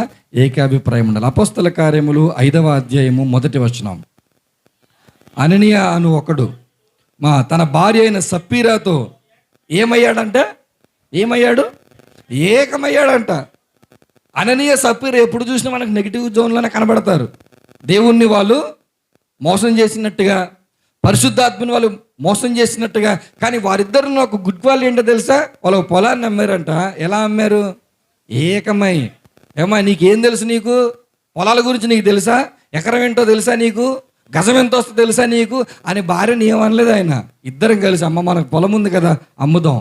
సరే అయ్యా అమ్ముదాం. అమ్మిన తర్వాత డబ్బు వచ్చిన తర్వాత వాళ్ళు చేసిన తతంగం అది వేరే సంగతి. కానీ ఇప్పుడు వీరిద్దరు ఆర్థిక విషయాల్లో ఎలా ఉన్నారంట? ఏకమై ఉన్నారంట. 2వ వచనంలో చూస్తే, భార్య ఎరుకనే వాడు దాని వెలలో కొంత దాచుకొని కొంత తెచ్చి అపోస్తలుల పాదముల యొద్ద పెట్టాను. అంటే భార్యకు తెలుసు ఎంత కమ్మాము, ఎంత తీసుకెళ్ళి సేవకులకు ఇస్తున్నాం. ఈరోజు మీకు ఎంతమందికి తెలుసు ఆర్థిక సంబంధాల్లో నీ భర్త ఎంత సంపాదిస్తున్నాడో కొంతమంది తెలియదు. భర్త సంపాదన ఎంత కూడా కొంతమందికి తెలియదు. అదేమనుకుంటారంటే, నా భర్తకు నేను స్వాతంత్రం ఇచ్చాను, నేను నా డబ్బుల గురించి అడగను. భక్తి అనుకుంటావు, రోడ్డు మీద పడిపోతావు. నీ భర్త ఏం సంపాదిస్తున్నాడో నీకు తెలియకపోతుంది. ఒక ఆమె నాతో మాట్లాడుతుంది. అన్న బాగానే సంపాదిస్తున్నాడు, బయటికి వెళ్ళి ఉద్యోగం చేయాలనుకుంటుంది. నన్ను వచ్చి అన్న కొంచెం కౌన్సిలింగ్ అని చెప్పి నేను ఇంటికి తీసుకెళ్ళాడు. వదినా ఎందుకు వదినా, అన్న బాగానే సంపాదిస్తున్నాడు కదా, కూర్చొని తినడానికి ఏంటి నొప్పి అన్నాను. నీకు అలా కాదు బాబు, నాకు సమాజం మీద అవగాహన లేదు, నాకు సమాజం మీద అవగాహన కావాలి. ఎందుకు నీకు సమాజం మీద అవగాహన కావాలి? మొన్నటికి మొన్న మా ఎదురింట్లో ఒక ఆయన చనిపోయాడు. ఆ తర్వాత ఆ భార్య ఎన్ని కష్టాలు పడుతుందో నీకు తెలుసా? ఏం కష్టాలు? బయటికి వెళ్ళి ఏం పని చేయాలో తెలీదు, ఏం కొనుక్కోవాలో తెలీదు. మరి అలాంటి పరిస్థితి మీ అన్న పోతే నాకు రాకూడదు కాబట్టి బతికుండగానే నేను ఏం చేయాలి? బయటికి వెళ్ళి పనిని నేను బతికుండగానే నేను బయటికి వెళ్ళి సంపాదించుకోవడం తర్వాత సంగతి పక్కన పెట్టండి. మీ భర్త ఎంత సంపాదిస్తున్నాడో, మీ కుటుంబానికి ఎలా ఖర్చు పెడుతున్నాడో, ఎక్కడెక్కడ ఇన్వెస్ట్మెంట్లు చేస్తున్నాడో అది కనీసం తెలుసుకోవాలి. అది కూడా తెలుసుకోకపోతే నువ్వేం భార్య? అది కూడా చెప్పకపోతే నువ్వేం భర్తవయ్యా? నీ భార్యది కాకుండా ఎవరికి చెప్తున్నావు డబ్బుల గురించి? నువ్వు ఎంత సంపాదిస్తున్నావు? నీ భార్య కంటే గొప్ప వాళ్ళు ఇంకెవరైనా ఉన్నారా? నీ భార్య నీ డబ్బులు ఏమైనా దోచుకుంటుందా? నీ భార్య నీ డబ్బులు ఏమైనా పాడు చేస్తుందా? ఇద్దరికి మధ్య ఒక సెక్యూరిటీ ఎప్పుడు వస్తుందో తెలుసా? భార్య భర్తలు ఇంత డబ్బు వస్తుంది, ఇంత ఖర్చు పెడుతున్నాం, పిల్లలకి ఇంత పెడుతున్నాం, పలానా చోట ఎల్ఐసి కడుతున్నాం, పలానా పోస్టర్లో పెడుతున్నాం, లేకపోతే మనకు అనారోగ్యం వచ్చినప్పుడు ఇంత ఉండాలి, మనకు అప్పులు ఇంత ఉన్నాయని ఒక సెక్యూరిటీ ఎప్పుడు వస్తుంది అంటే ఇద్దరికి ఫైనాన్షియల్ అండర్స్టాండింగ్ ఉన్నప్పుడే వస్తుంది. కానీ భర్తల యొక్క ఆధిపత్యంతో నడుస్తున్న కుటుంబాల్లో భార్యలకు తెలియదు, భార్యల యొక్క ఆధిపత్యంతో నడుస్తున్న కుటుంబాల్లో భర్తలకు ఆర్థిక విషయాలు తెలియసావట్లేదు. కానీ బైబిల్ ఏం చెప్తుంది? ఇదిగో దేవుణ్ణి మోసం చేస్తున్నారు, ఇద్దరిని తీసుకొచ్చి రాయించి వాళ్ళు ఏకమయ్యారు. దేని విషయంలో? డబ్బుల విషయంలో ఏకమయ్యారు. వాళ్ళు మోసం చేయడం పక్కన పెట్టండి, డబ్బుల విషయంలో ఒక అవగాహన కలిగి ఉన్నారు. ఈరోజు చాలామంది క్రైస్తవుల యొక్క కుటుంబాల్లోనే ఎవరెంత సంపాదిస్తున్నారో, ఎవరికి ఎన్ని తగలబెడుతున్నారో ఏమి తెలియకుండా ఎన్ని కష్టాల్లోనికి వెళ్ళిపోతున్నారంటే కారణం ఏంటంటే కామన్ అండర్స్టాండింగ్ ఫైనాన్షియల్ మ్యాటర్లో భార్యాభర్తలకు లేదు. కాబట్టి మీరు పెళ్లి చేసుకున్న తర్వాతనైనా, పెళ్లి చేసుకుంటున్న వారికైనా చెప్పాల్సిన ఏంటో తెలుసా? డబ్బు భర్త సంపాదించిన, భార్య సంపాదించిన ఎవరి సొత్తు తెలుసా? అది ఇద్దరి సొత్తు. అది నీ ఆస్తి గురించి నీకే ఎంక్వైరీ లేకపోతే ఎలా? నువ్వు సంపాదిస్తుంది నీకోసమే కదా. నీ భర్త కష్టపడి విదేశాలకు వెళ్ళి సంపాదిస్తున్నప్పుడు అక్కడ ఎంత వస్తుందో నీకే తెలియపోతుంది. ఎప్పుడు భర్త తన భార్యకు డబ్బుల గురించి చెప్పడం అని అంటే ఎప్పుడు చెప్పడం తెలుసా? ఇద్దరి మధ్య ఈమెకు నాకు సంపాదన ఇంత అని తెలిస్తే, ఈమెకు నా సంపాదన ఇంతని తెలిస్తే మన ఇద్దరి మధ్య ఉన్నటువంటి సెక్యూరిటీ పోద్ది. ఈమె నాకు అది కావాలి, ఇది కావాలి, ఏడిపించుకొని తినేస్తుంది అనుకున్నప్పుడు భర్త ఏం చేస్తాడు? చెప్పడం మానేస్తాడు.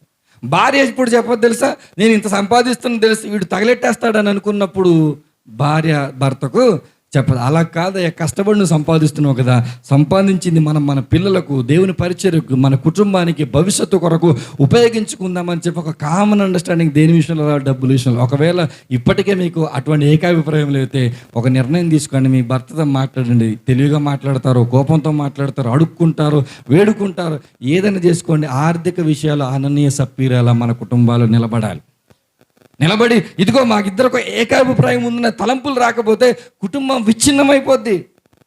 చివరికి అతను సంపాదించిన సంపాదనతో ఒకవేళ ఏదైనా జరిగితే రూపాయి కూడా నీకు దక్కకుండా పోద్ది. నువ్వు సంపాదించిన సంపాదన నీ భర్తకు రూపాయి కూడా దక్కకుండా వెళ్ళిపోద్ది. అలా వెళ్ళిపోతే మరలా మన పొజిషన్ న్యూట్రల్ అయిపోద్ది. కానీ బైబిల్లో చూడండి, 31వ సామెతల గ్రంథంలో ఒక దంపతులను గురించి రాయించినప్పుడు దేవుడు చెప్పిన మాట చూడాలి. 31వ అధ్యాయము 11వ వచనం. ఆమె పెనిమిటి ఆమె యందు నమ్మిక ఉంచును, అతని లాభ ప్రాప్తికి వెలితి కలగదు. నీ భర్త నిన్ను నమ్మితేనే డబ్బుల గురించి చెప్తాడు.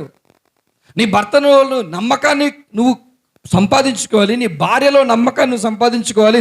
అలా సంపాదించుకోనంట వారిద్దరు కానీ ఆర్థిక విషయాలు నమ్మకం ఉంటే లాభ ప్రాప్తికి ఏం కలగదంట, వెలితి కలగదంట. ఎంత సంపాదించుకోవాలో కష్టపడి అంత బాగానే వాళ్ళు సంపాదించుకుంటారంట. అందుకే దేవుడు చెప్తా ఉన్నాడు, దేవుని వాక్యం చెప్తుంది, మీ భర్తలతో మీరేం చేయాలంటే ఆర్థిక విషయాల్లో ఒక కామన్ అండర్స్టాండింగ్ రావాలి. వస్తారో చేస్తారో అది మీ విషయం. 4వ విషయం చెప్పి నేను ముగించేస్తాను. 4వ విషయం ఏంటో తెలుసా? భార్య భర్తలు ఇద్దరు కూడా ఒక విషయంలో ఏకాభిప్రాయంలోకి రావాలి. అది రాకనే మన పిల్లలు పాడైపోయారు. అది రాకనే ఈరోజు రోడ్డు మీద చాలామంది తాగి తిరుగుతున్నారు. అది రాకనే ఫాలో క్రైస్ట్ ఫెలోషిప్ యవనస్తుల కోసం అంటే యవనస్తులు తప్ప ముసలు అందరూ కనబడుతున్నారు. దేవునికి స్తోత్రం. ఎవరిది సమస్య? తల్లిదండ్రులదే. ఎవరిది ప్రాబ్లం? నీదే. ఎఫెస్సీలకు రాసినటువంటి పత్రిక 6వ అధ్యాయము 1వ వచనము. ఎఫెస్సీ పత్రిక, పిల్లలారా 4వ వచనం చదివామ్మ. 4వ వచనం. తండ్రులారా మీ పిల్లలకు కోపము రేపక ప్రభువు యొక్క శిక్షలోను బోధలోను వారిని మీరు ఏం చేయాలి? పెంచండి. ఎవరికి చెప్తున్నాడు దేవుడు? తండ్రులకు చెప్తున్నాడు. ఇక్కడ ఎవరు ఉన్నారు? తల్లులే కనబడుతున్నారు. యూపీసీ చర్చిలో తండ్రులు ఒక్కరు కూడా కనబడట్లేదు. ఇంక మీరేం పెంచుతారు మీ తండ్రులు? ఆదివారం చర్చికి తప్ప, మరొక సందర్భానికి తప్ప. నేను రాని భర్తలు మీ భర్తలైతే బాగా వినాలి ఈ మాట. ఆదివారం చర్చికి తప్ప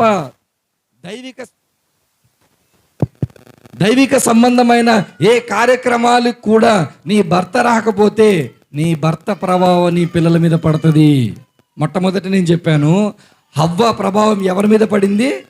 కయీరు మీద పడింది. నీ భర్త రాకుండా తడిగుడ్డేసి పడుకుంటే అతని ప్రభావం ఎవరి మీద పడుతుంది? నీ కొడుకు మీద పడుతుంది, నీ కూతురు మీద పడుతుంది. పడి నాశనం అయిపోయిన తర్వాత బోర్ను వచ్చి ఉపవాస ప్రార్థన కూడికలు నువ్వు ఎంత ప్రార్థన చేసినా పాడైపోయినట్టే. తండ్రులకు దేవుడు ఇస్తున్న మాట, మీ పిల్లలను ప్రభు యొక్క శిక్షలోను బోధలోను పెంచండి. ఇప్పుడు ఇక్కడ కూర్చున్న తల్లులైనా క్రైస్తవ తల్లులైన సర్వసాధారణంగా క్రైస్తవ కార్యక్రమాలకు స్త్రీలు తప్ప పురుషులు ఎక్కువ కనబడరు. ఎందుకు రోడ్డున పడ్డాయి ఈరోజు క్రైస్తవ కుటుంబాలంటే ఇదే జాడ్యం. మన దరిద్రం ఏంటంటే వాళ్ళు వంటలు చేయాలి, అక్కడ వాళ్ళు గుమగుమలు ఆడించాలి. వాళ్ళు గుమగుమలు ఆడిస్తే ఇది అయిపోయిందని చక్కగా ఆరగించడానికి మనం జంతువులను బలిచ్చినట్టుగా మీ భర్తలు మీరు బలిస్తారు. వాళ్ళకి ఆ పని ఈ పని పెట్టి వాక్యం వినకుండా చేసేది ఎవరు తెలుసా? మీరే. ఎప్పుడైతే వాళ్ళు ఆ పనుల్లో ఈ పనుల్లో వెళ్ళిపోతారో, అన్నిటికీ ఒక సినిమాకి వెళ్ళాలంటే నీ భర్త లేకుండా వెళ్తావమ్మా? ఓ సినిమాకి నీ భర్త లేకుండా నా మానాన్ని నేను మల్కిపురం వెళ్ళిపోతాను, నేను సినిమా చూసి వస్తాను అంటది ఏ భార్య అయినా? సినిమాకైనా తీసుకెళ్ళాలనే బుద్ధి ఉంది, కానీ ఒక పెళ్ళికైనా నా భర్త లేకపోతే అయ్యబాబు నేను ఎలాగెళ్తానని చెప్పి భర్తను తీసుకెళ్లే బుద్ధి ఉంది, కానీ ఏ కార్యక్రమానికైనా భర్తలను తీసుకెళ్లే బుద్ధి ఉంది, కానీ మందిరాలకు భర్తలను తీసుకొచ్చే బుద్ధిమంతులైన స్త్రీలు ఎంతమంది ఉన్నారు?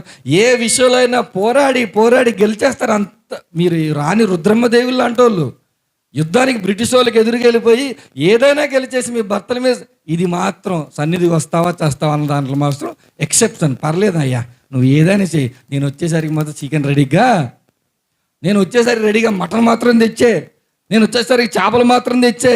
మీరు ఒక విషయం చెప్తున్నాను, మీ భర్తల్ని కాదు మీరు బలిస్తుంది, మీ పిల్లల్ని బలిస్తున్నారు. మీ పిల్లల్ని సక్రమంగా పెంచేది మీ వల్ల కానే కాదు. మీ మాట వింటారా మీ కొడుకు? నేనైతే విన్నా మా అమ్మ మాట. ఎవరి మాట వింటాను తెలుసు? మా నాన్న మాటే. వాక్యం ఏం చెప్పి, తండ్రులారా భయం ఎవరిది ఉండాలి తెలుసా? కుటుంబంలో తండ్రి భయం ఉండాలి. తల్లిది ఎంతైనా ఏదో రోజు ప్రేమ వల్ల, తండ్రి అయితే కొంచెం బ్యాలెన్స్డ్గా ఆలోచిస్తాడు. ఇప్పుడు నీ కుటుంబాన్ని కట్టాలంటే, నీ పిల్లల్ని కట్టాలంటే నీకు కావాల్సిన ఒక ఆయుధం ఏంటో తెలుసా? నీ భర్త. నీ భర్తను అన్ని విషయాల్లో ట్యూన్ చేసుకుంటావు. వాళ్ళ అమ్మ నాన్న చూడకుండా ట్యూన్ చేస్తావు, వాళ్ళ తరపున బంధువుల దగ్గరికి వెళ్లకుండా ట్యూన్ చేస్తావు, అన్ని ట్యూన్ చేస్తావు. కానీ పిల్లల్ని పెంచే విషయంలో నా భర్తను భక్తిలో ట్యూన్ చేయటం మాత్రం చేత కాదు మనకి.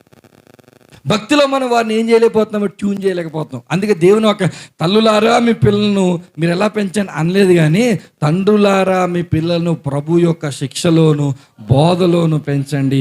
ఇప్పుడు మీ భర్తలు అలా ఉన్నారా లేదా? ఒకవేళ లేకపోతే మీరు ఏం చేయాలి? తిమోతికి రాసినటువంటి మొదటి పత్రిక, ముగింపులోనికి వచ్చాను.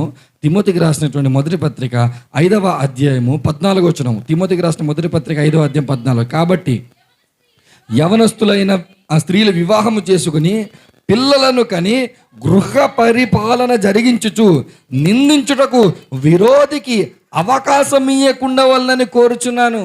సాతాను పనిగట్టు కూర్చున్నాడు ఝాన్సీ గారి కుటుంబం మీద, సాతాను పనిగట్టు కూర్చున్నాడు సునీత గారి కుటుంబం మీద. ఇప్పుడు వీళ్ళిద్దరు ఏం చేయాలి? అయ్యా బయలుదేరు, నువ్వు కూడా ఫాలో క్రైస్ట్ ఫెలోషిప్ అనాలి. వాళ్ళు వచ్చారో రాలేదు తర్వాత సంగతి, కనీసం నువ్వు అనాలి. ఒకవేళ అనలేదనుకో, సాతాను రెడీగా ఏం చేస్తున్నాడంట? నిందించటానికి, నీ కుటుంబాన్ని ఎక్కడో చోటు పట్టుకోవడానికి. అప్పుడు నువ్వేం చేయాలి? ఇదిగో మన ఇద్దరం దేవుని సన్నిధికి వెళ్తే మన పిల్లలు ఎలా ఉంటారో తెలుసా? భక్తిలో పెరుగుతారు. దేని విషయంలో భార్య భర్తలకు ఒక కామన్ అండర్స్టాండింగ్, ఏకాభిప్రాయం రావాలంటే పిల్లల్ని పెంచే విషయంలో. ఒక ఆమె తల్లి అనుకుంటుంది డాక్టర్ అనుకుంటాడు, ఆ తల్లి డాక్టర్ అనుకుంటే తండ్రి అనుకుంటే ఇంజనీర్ అనుకుంటే కుదరదు. ఇద్దరు కలిసి కూర్చొని ఇది ఏం చేద్దాం, భవిష్యత్తులో వీరిని ఏ మార్గంలో పంపిద్దామని చెప్పి ఇద్దరు ఆలోచించుకోవాలి. ఇద్దరు ఆలోచించుకుంటేనే కుటుంబ వ్యవస్థ మరలా తిరిగి కట్టబడుతుంది. మీ కుటుంబంలో కయ్యను రాకుండా ఉండాలంటే, మీ కుటుంబంలో హేబేలు రాకుండా ఉండాలంటే మొట్టమొదటి సెట్ అవ్వాల్సింది ఎవరు తెలుసా? ఆదాము అవ్వలుగా ఉన్న మీ భార్య భర్తలు సెట్ అవ్వాలి. ఏ విషయాల్లో సెట్ అవ్వాలి? దేవుని కొరకు ఆశయాలు పెట్టుకొని భార్య భర్తలు ఇద్దరు కలిసి మీరు సాధించాలి. దేవుని దగ్గరకు వచ్చినటువంటి మీరు కుటుంబ వ్యవస్థలో అటు కుటుంబాన్ని ఇటు కుటుంబాన్ని కలుపుకుంటూ వెళ్ళటంలో మీరు ఏకాభిప్రాయం రావాలి. దేవుని దగ్గరకు వచ్చిన మీరు ఆర్థిక విషయాల్లో ఇద్దరు ఏకాభిప్రాయంలో రావాలి. దేవుని దగ్గరకు వచ్చిన తర్వాత పిల్లల విషయంలో ఇద్దరు ఏకాభిప్రాయంలో రావాలి. అలా ఏకాభిప్రాయంలోనికి వస్తే మరలా దేవుడు కోరుకున్న కుటుంబం ఉంటుంది. లేకపోతే దేవుడు కోరుకొనని కుటుంబంలో నీ కుటుంబం కూడా ఒక కుటుంబం ఉంటుంది. విన్న ఈ అన్ని విషయాలు పాటిస్తే మీ కుటుంబాలు బాగుంటాయి. పాటించకపోతే మీ కుటుంబాలు ఏమీ బాగుండవు. బాగుండాలో బాగుండకూడదో నిర్ణయాలు మీరు తీసుకోండి, పని మీరు చేయండి. విచ్ఛిన్నమైన కుటుంబ వ్యవస్థను తిరిగి కట్టే పనిలో మీరు అందరూ ఉండాలని మనస్ఫూర్తి కోరుకుంటూ తలలో వంచండి, ప్రార్థన చేసుకుని ముగించుకుందాం. తండ్రి నీకు వందనాలు ప్రభువా. ఈ రాత్రి నాతో మాతో మా కుటుంబాల గురించి మీరు మాట్లాడారు దేవా. నిజమే ప్రభా, ఆదాము కుటుంబం ఎలా అయితే పాడైపోయిందో ప్రభా, ఈరోజు మా కుటుంబాలు కూడా పాడైపోయాయి. మా పాడైపోయిన కుటుంబాలను కట్టే వాక్యాన్ని అందించినందుకు మీకు వందనాలు.